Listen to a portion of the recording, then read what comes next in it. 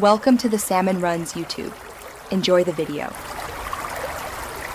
You start by confirming the SSD interface, SATA versus NVMe M2, because that determines mounting and cloning method. Once you have the right drive, make a full backup and create a bootable recovery USB so you can restore if needed.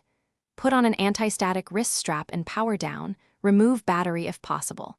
Then open the case, note drive and connector positions, and if cloning, connect the new SSD with a SATA cable or M2 adapter to begin sector-by-sector cloning. You run cloning software and select the source disk and the new SSD as the target. Sector-by-sector cloning preserves boot records and hidden partitions.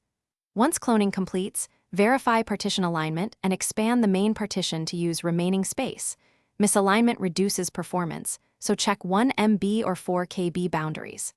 After verifying, power off, unscrew the old drive, and carefully seat the new M2 or mount the 2.5 SSD in the bracket. Secure screws, but avoid over-tightening. Reassemble and boot into BIOS to confirm the drive is first. You should boot into BIOS or UEFI to set the new SSD as the primary boot device and enable OSI for SATA drives.